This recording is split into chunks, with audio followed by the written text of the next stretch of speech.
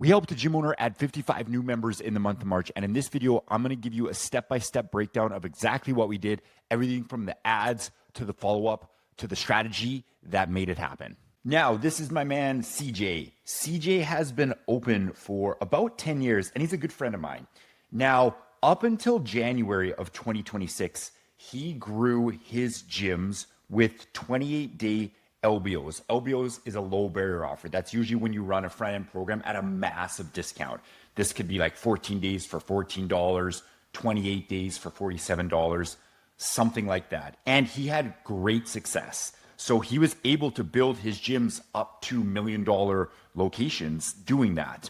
But the last half of 2025, he was really struggling to see the same level of success that he was up until that point. Now, CJ, he's great. He understands marketing, he understands sales, and he recognized that, hey, I think we need to make an adjustment. We've been doing this for years and years and years, and yes, it worked, but the marketing world and things change over time. And sometimes you got to change with them. And so what he wanted to do is he wanted to pivot to doing calls. What he was doing previously is he would go from a Facebook ad and he would send people to a landing page, a sales page trying to sell his 28-day LBO. And it was at a discounted price, $47, $57, $67, something like that. And again, it did work up until it didn't. And that's a very common trend that I have seen throughout 2025 is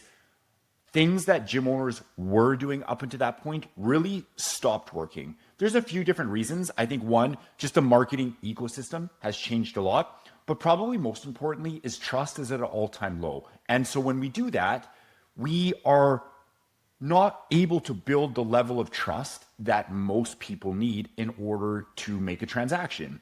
And so he wanted to pivot to calls, which I would just call conversations. That's what I think is the best thing. And that is what I have found gym owners have success with in 2026 is having conversations, because you can overcome objections. You can answer questions. You can build trust with people that don't have any trust. So when you're just sending them to an email or sending them to a landing page, if it works, great. But if it doesn't, like how it stopped working for CJ, you're kind of screwed. Whereas if you're having a genuine conversation with someone, you can build that trust, build that authority, and ultimately make them take action. Now, he wanted to do that, but the agency that he was working with, they wouldn't adjust. They would say, no, we're just gonna keep doing this thing, et cetera, et cetera. So CJ did for a period of time and didn't see any success. So eventually in December of 2025, he reached out to me and got started. Now, candidly, when he reached out to me,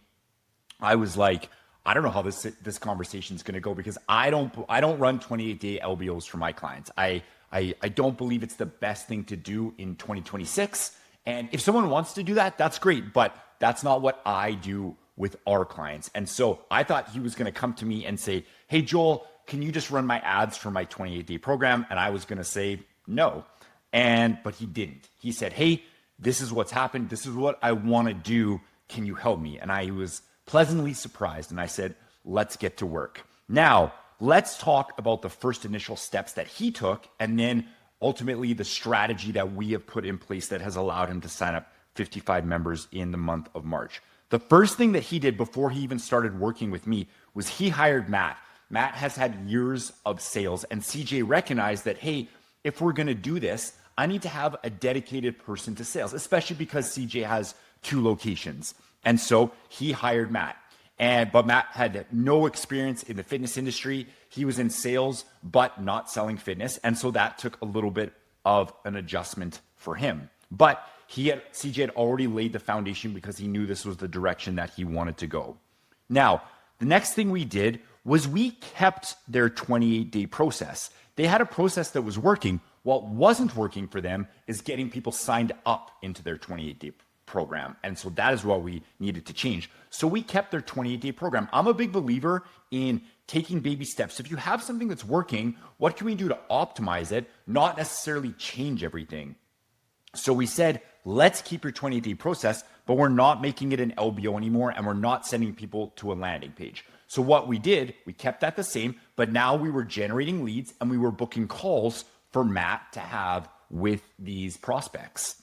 The next thing we did is we increased the price. So they were selling it from anywhere from $47 to $67 previously. And what we did is we increased it to $147. That's totally reasonable to do, especially when you're having conversations with people. That way, what happens is now they can cover their ad spend just by people signing up for their 28-day program. They're actually profitable right now on the front end. Then when they convert them into full memberships, it's full profit from there on out. And the vision is, as Matt is building his skill set, because again, he is new in the fitness space, that price can go up to $167, to $177, to $197. And then when they get more comfortable, we can start to expand the 28-day program and maybe they go directly into a longer term membership. But again, Matt is new and we're taking baby steps and he's already crushing it. One thing to keep in mind that I think is really important to point out, and this was a bit of the scenario working with CJ, is that whenever you try something new, and this is so common with entrepreneurs, especially gym owners, let's say you are here right now as a gym owner and you implement a new process.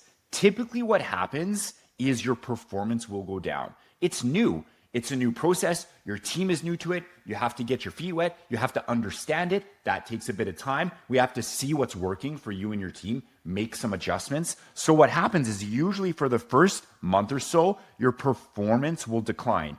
What do most people do when that happens is they go, oh, this isn't working for me. I need to go do this thing. So then they go and do something else. They think the grass is greener on the other side. But then what happens? They try something new, the performance goes down. What do? They try something different and they just repeat that cycle over and over again and they never get anywhere. It takes sometimes about 2 to 3 months where you start to see that performance increase. And then from there, you can really see the benefit as you continue to optimize, as you continue to get better. For them, they have to build a new process, a new skill set that they hadn't before. But we've stuck with it from January to March and able to just absolutely crush it in the month of March. So let's dive in and see what this looks like. So here were their results. Here's their metrics for the month of January. January, we spent $2,600 on ads. We generated 157 leads, $16 a lead. Pretty good. Sometimes I don't like the cost per lead to be that low, and I'll explain why. Now, from there, we booked 91 calls for Matt, which is great. 57% booking rate, 37 of them showed up, so a show rate of 40%. A little bit low. We wanted to get that number up. He closed 25 of them, which is a 67% close. Great for sort of month one at sales. And they ended up with a CAC of $104. CAC is the cost to acquire a client. How you calculate it is you just take what you spent on your ads, this number right here, and you divide it by how many people you signed up. And that gave them a number of 104, which is awesome. That's a really good CAC. Anywhere from $100 to $200 as a CAC in the fitness space is very good. And so that was a good month one. Now, the thing that we needed to improve the most is this number right here, this 25 number. We wanted to sign up more members. All things considered, things were pretty good. So we decided, hey, because your CAC is good, we don't need to optimize too many things. Let's just spend more money. So we went ahead and did that. Now, I want to give you a firsthand look of a couple of the adjustments that we did make to solve a few of the constraints. What we recognized was, hey, let's try to get a little bit higher quality leads, which would increase the booking percentage even more, ultimately increase the show percentage even more. And so what we did, one thing that we did is we implemented a conditional lead form. When I start marketing with a new gym owner, I like to use a basic lead form. That's a form on Facebook or Instagram where someone just has to enter in their name, email, and phone number. I like to start there just to see what the market is like, what their area is like. Is it hard to get leads or is it easy to get leads? In CJ's area, it's easy to get leads. So we thought, hey, let's use a conditional lead form with a few questions in it so that people have to answer their questions before they can opt in. And traditionally, when you do that, what happens is you get less leads, they cost more money, but they are higher quality. So that's one thing we did. The other thing we did is I just wanted to give you a firsthand look of what the ads look like.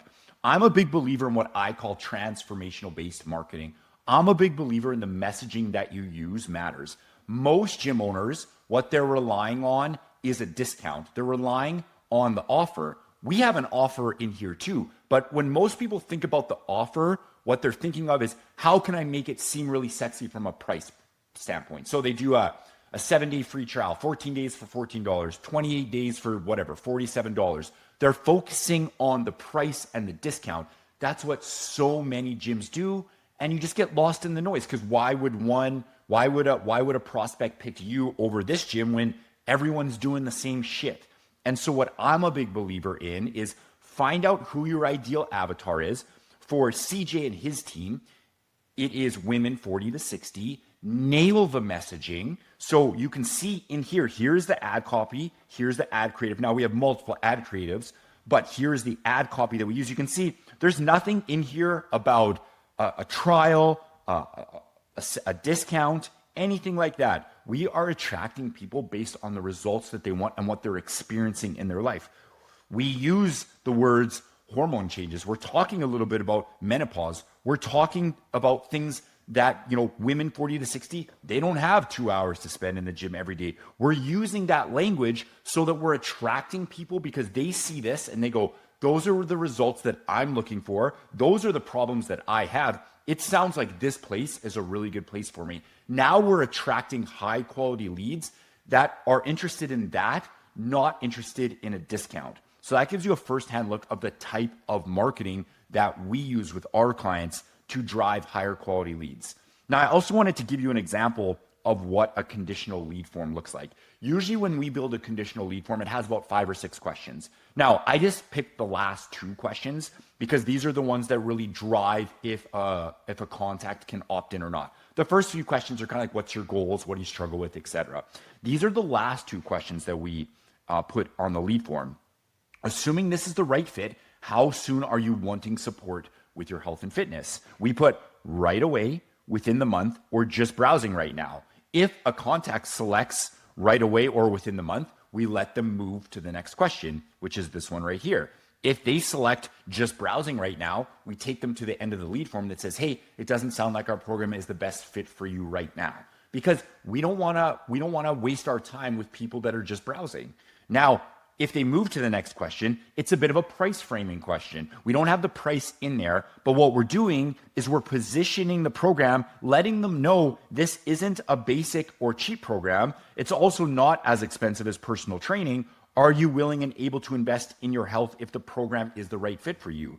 If they select yes, then it takes them to the end of the lead form where they can actually opt in and give us their name, email, phone number. If they select no, it takes them to the same end form where it says, hey, it doesn't sound like our program is the best fit for you. So those are the 3 things that we did moving from January to February. Is we optimized our ad copy even more. We implemented a conditional lead form.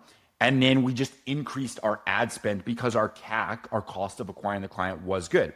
And here are the results. In February, $3,900 on ads. So we spent significantly more. Now, look at our leads. We got less leads because we were using a conditional lead form and our cost per lead went up. But look at the next 2 metrics. Our booking percentage went to 64% from 58%, and our show percentage went to almost 60% from 20%. So a 20% increase, which is massive. And Matt crushed it. He closed 35 people. Closing was about the same, 65%. Their CAC was a little bit more expensive because we spent so much on ads. Now, one thing that we noticed in the month of February is now we also started to market to women 60 plus. So in CJ's gym, he has kind of their main program, their main boot camp program, which is for women, anywhere in the 30s, 40s, and 50s, but really the main avatar is women 40 to 60. And then they have a 60 plus program. So in the month of February, we also started to market to their 60 plus program. And I always usually use a conditional lead form when we do that. However, in his circumstance, which is not the norm, his marketing for 60 plus using that conditional lead form didn't work at all. His cost per lead, I think, was like $90. It was very, very high. Kind of left my head scratching a little bit because usually that's not the case. So we did 2 things as we moved from February to March. First thing we did was for that 60 plus demographic, we actually went back to a basic lead form, which is not the norm, but that's what we did.